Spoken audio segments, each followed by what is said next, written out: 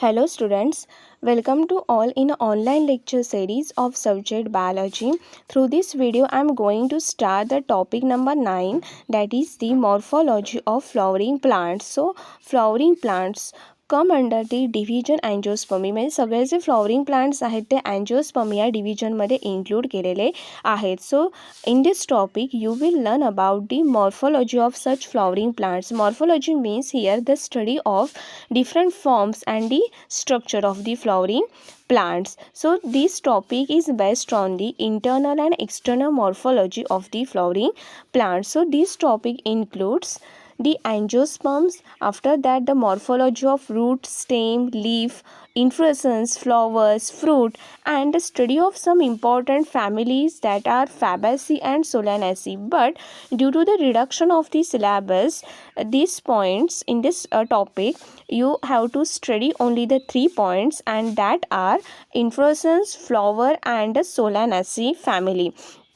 So in this video you will study about the inflorescence. Inflorescence means simply it is the group of flowers. So see the definition of the inflorescence: a specialized axis or branch over which flowers are produced or born in definite manner is known as inflorescence. तर इन्फ्लोरेसन्समध्ये काय असतं तर एक specialised axis असतो, त्यालाच आपण branch सुद्धा म्हणू शकतो. See this image here, this green structure is nothing but a stalk. हा एक स्टॉक आहे, एक ॲक्सिस आहे की जो स्पेशलाइज्ड आहे की ज्याने फ्लॉवर्स बॉर्न केली आहेत, फ्लॉवर्स प्रोड्यूस्ड केली आहेत. आणि ती फ्लॉवर्स कशा प्रकारे प्रोड्यूस केली आहेत ते एका डेफिनाईट मॅनरने ती प्रोड्यूस केली. एक स्पेसिफिक त्याला एक मॅनर आहे, एक स्पेसिफिक त्याला अरेंजमेंट आहे, आणि अशा अरेंजमेंटने हा एक ग्रुप ऑफ फ्लॉवर्स जो आहे तो एक स्पेसिफिक त्याला एक फॉर्म आलेला आहे, एक स्पेसिफिक स्ट्रक्चर आलेलं आहे.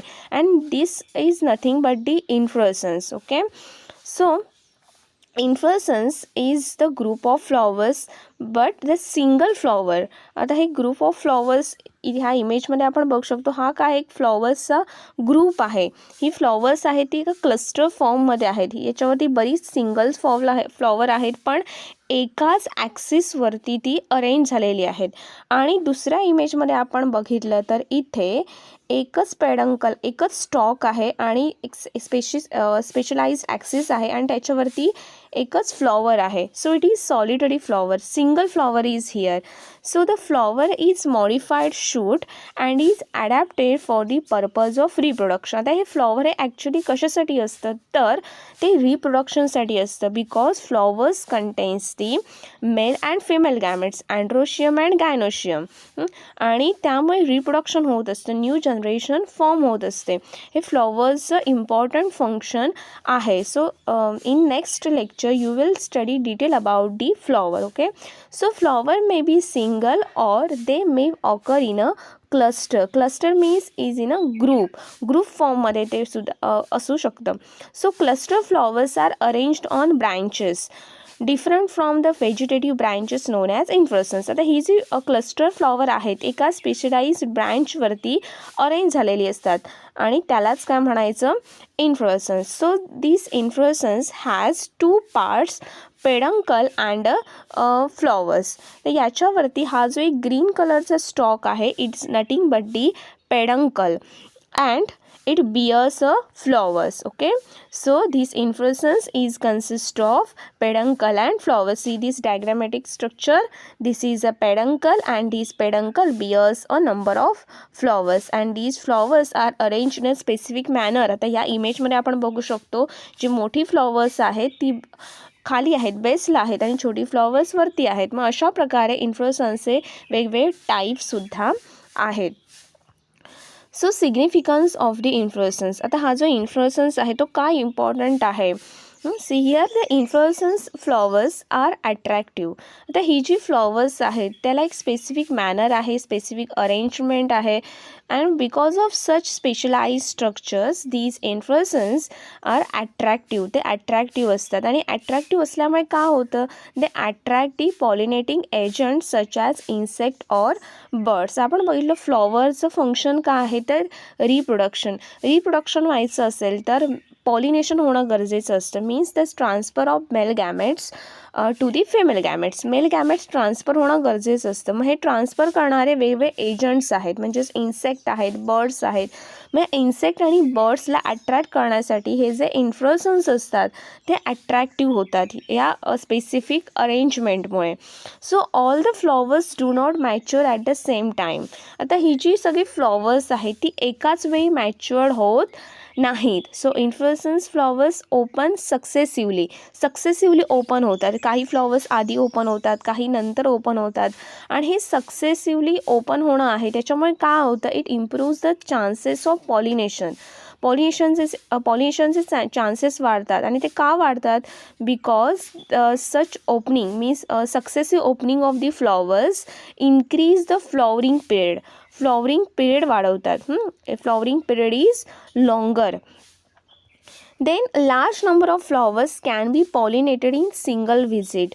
आता ही छोटी छोटी फ्लॉवर्स स्पेसिफिकली अरेंज झाल्यामुळे जेव्हा एखादा इन्सेक्ट, एखादा बर्ड्स त्यांच्यावरती येतो तेव्हा एकाच वेळी बऱ्याच फ्लॉवर्समधले पोलन ग्रेन्स त्यांना जाऊन चिकटतात किंवा त्यांच्या जे बर्ड्स असतील, इन्सेक्ट असतील त्यांच्यामध्ये जाऊन ते अडकतात आणि त्यामुळे एकाच वेळी बरेच फ्लॉवर्सचं पॉलिनेशन होतं. So this is the significance of the inflorescence. Then the type of inflorescence. See, here are the two types, racemose and the cymose, and both these inflorescence are opposite to each other. हे दोन्ही inflorescence एकमेकांना opposite आहेत. मग त्यातले आपण काही points बघूया. So the racemose inflorescence. आता हा जो racemose inflorescence आहे, see the growth of peduncle is infinite or unlimited. आता हा यांचा जो पेडंकल आहे म्हणजे हा जो ॲक्सिस आहे पेडंकल, याची जी ग्रोथ आहे ती इन्फिनाईट आहे, अनलिमिटेड आहे. आणि apical bud is free for continuous growth. आणि यांचा जो अपायकल बर्ड आहे म्हणजेच हा जो अपायकल बर्ड आहे जो टीपला प्रेझेंट असतो, अपेक्सला प्रेझेंट असतो, इट इज फ्री, तो फ्री आहे, ओपन आहे फॉर दी कंटिन्युअस ग्रोथ. त्यामुळे त्याची कंटिन्युअस ग्रोथ असल्यामुळे ऑटोमॅटिकली हा जो पेडंकल आहे तो कसा आहे, इन्फिनाईट ऑर अनलिमिटेड आहे. ते जर आपण सायमोजमध्ये बघितलं तर growth of peduncle is finite or limited. पेडंकलची ग्रोथ आहे ती फायनाईट आहे किंवा लिमिटेड आहे, ग्रोथ होऊ शकत नाही. So apical meristem terminates into flower. आता ही लिमिटेड ग्रोथ का होते तर याचा जो अपायकल बर्ड आहे किंवा अपायकल मेरिस्टेमॅटिक टिश्यूज आहेत इथले ते टर्मिनेट्स इन टू फ्लॉवर, तिथे फ्लॉवर येतं. मॅच्युअर्ड फ्लॉवर अपेक्सला आहे त्यामुळे पुढे पेडंकलची जी ग्रोथ होणारी आहे ती इथे काय होते, स्टॉप होते. त्यामुळे रेसिमोज जो आहे तिथे अपायकल बर्डची कंटिन्युअस ग्रोथ होत असल्यामुळे पेडंकलला सुद्धा अनलिमिटेड ग्रोथ आहे. आणि इथे अपायकल जो रिजन आहे त्याचं कन्वर्जन फ्लॉवरमध्ये, इथे फ्लॉवर प्रोड्यूस होत असल्यामुळे पेडंकल जो आहे त्याची ग्रोथ जी आहे ती लिमिटेड आहे. देन फ्लॉवर्स रेसिमोजमध्ये काय होतं, flowers are borne in a acropetal succession. इथे फ्लॉवर्सचं जे बॉर्न होणं आहे, प्रोड्यूस होणं आहे ते ॲक्रोपेटल सक्सेशनने होतं. त्या ॲक्रोपेटल सक्सेशन म्हणजेच काय तर mature flowers at the base. इथे काय होतं, ही जी मोठी फ्लॉवर आपल्याला दिसत आहेत ती कुठे आहेत, बेसला आहेत आणि अपेक्सला छोटी फ्लॉवर्स आहेत. So the mature flower means older flower are at the base and younger flower towards the apex. आणि जसजसा हा जो पेडंकल आहे त्याची ग्रोथ होत जाणार तसं अजून इथे काय होत जाणार, फ्लॉवर फॉर्मेशन होत जाणार. त्यामुळे रेसिमोज हा अनलिमिटेड असतो.